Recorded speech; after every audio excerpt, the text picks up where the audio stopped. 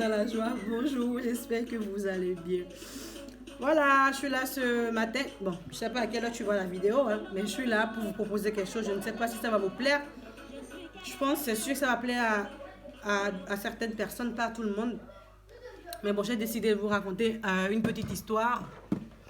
Une petite histoire, pardon. J'ai décidé de vous raconter une petite histoire. Un truc que j'ai vécu, hein. Une histoire, bon, une partie de ma vie. Voilà, j'espère que ça va vous plaire. Mais j'ai décidé de la raconter séquence par séquence. Là, je vais raconter la première séquence. Si ça vous tente, si vous appréciez, si vous aimez, si vous vous manifestez, si vous vous abonnez à ma chaîne, si vous kiffez l'histoire, si vous la partagez, si vous la commentez, bah, je vais relancer la séquence qui doit suivre et tout. Et ça va être comme ça, ainsi de suite. Donc, sans plus tarder, je pense que je vais commencer ma petite narration. Voilà. Vous voyez, moi, je ne viens pas d'une famille nantie, non. Et mon papa, il est décédé quand j'avais 17 ans. Donc, il est parti un peu tôt. Donc, finalement, toutes les charges de la maison se reposaient sur l'épaule de maman. Voilà, la petite dame aussi, elle s'est tellement battue qu'arrivé à un moment donné, elle est tombée malade et tout. Donc, il fallait que mes soeurs et nous, je sais pas, qu'on se démerde un peu. En quelque sorte, c'est vrai, on avait de la famille et tout, mais bon. Voilà. Donc, dans ma vie, en fait, vous savez, en Afrique, ben moi je vais prendre le cas du Bénin parce que moi ce que j'ai vécu, ça s'est passé au Bénin, vous voyez.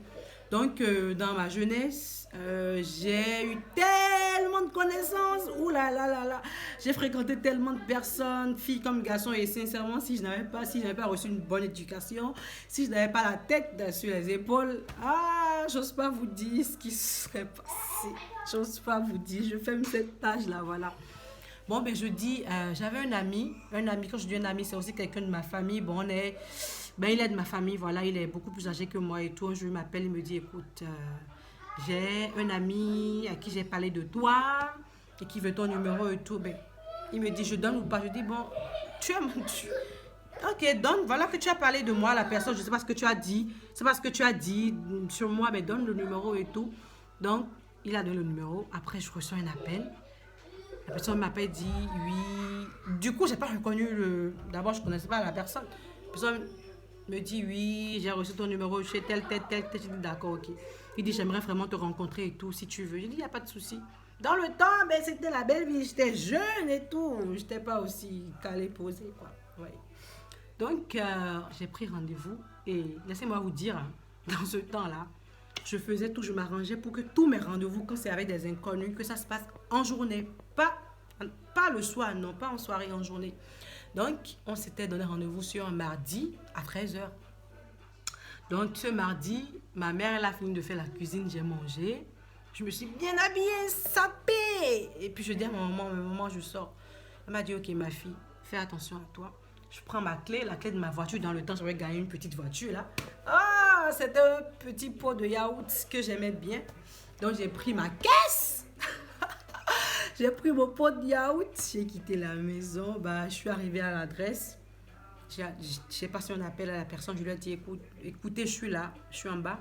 La personne me dit, ok, ben, viens, monte. Tu verras une porte, telle. Ouvre, rentre et puis monte.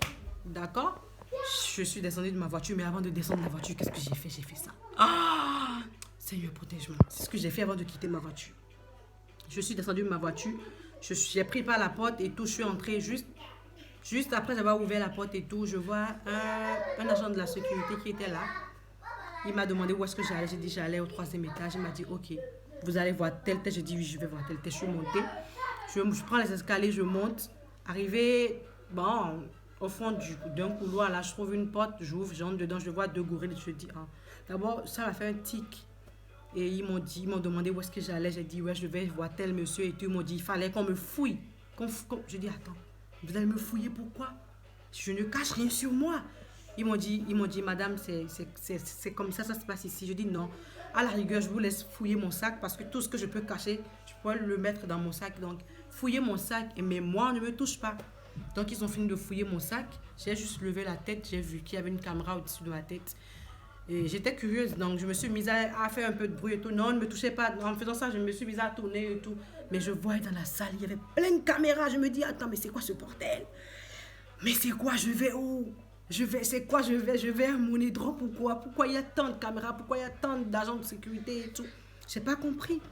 Bah, je pense que le monsieur, il a dû remarquer qu'il se passait quelque chose dans le hall. Donc, il a passé un appel parce que quelqu'un, bon, les deux gardes, il y avait un qui a reçu un appel qui me dit, ok, madame, vous pouvez passer. Donc, je passe, je me disais, bon, enfin, je vais voir le visage de cette personne-là.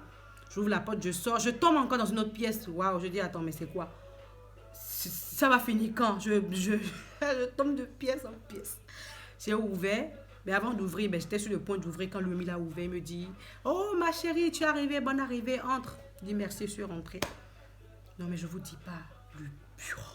Oh, l'intérieur, c'était un truc de ouf. C'était tellement clean. C'était trop top.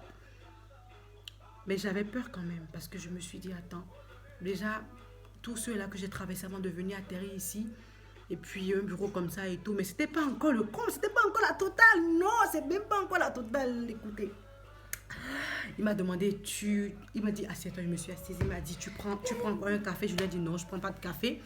Je veux juste de l'eau. S'il vous plaît, je veux juste de l'eau. Il me donne à boire et je me suis... Tellement j'étais... Je sais pas, tellement j'avais peur qu'il remarque ma peur en fait. Donc je me suis levée, genre... Je me baladais et tout. Mais je me suis rapprochée de sa baie vitrée. Je voulais voir dehors, mais attendez. On était juste au 3e. Mais je voyais rien que... Je voyais que des pigeons. Ah, je voyais que des pigeons. Attendez... Je pourrais dire un millier. Bon. Mais au moins plus de 500 pigeons qui picoraient là, la fenêtre. Et là, j'ai eu la chair de poule. Il a remarqué en même temps que j'ai tiqué. Il me dit, ouais, écoute, ma chérie, ce sont des pigeons que je nourris et tout. Oh, je vous dis pas, mais c'est même pas encore la totale. Mais là, je me suis demandé, mais attends. Et ma maman, elle est à la maison, la pauvre dame. Est-ce qu'elle va encore retrouver le corps de sa fille? Est-ce qu'au moins on va lui laisser voir le corps de sa fille? Parce que je me disais que je n'allais jamais en sortir vivante. Je ne savais même plus quoi faire pour quitter la pièce, tellement j'étais crispée. Mais bon, attendez. Non, mais ça allait être drôle là quand je raconte. Mais ce mardi là, ce fameux mardi, Seigneur. Ah, je voyais déjà que ma vie était finie. Parce qu'il y a des choses qui sont passées après. Mais si vous voulez la suite de l'histoire, mais abonnez-vous, kiffez, commentez, partagez. Non, mais je vous jure, c'est une histoire vraie. C'est quelque chose, et j'en ai plein. Quelque chose que j'ai vécu, pardon. Et je pense qu'à la fin de mon histoire, beaucoup de gens verront, je ne sais pas, beaucoup de jeunes filles feront désormais attention, je pense. Parce que l'histoire, oh, elle est marrante. Je vous adore. Bisous.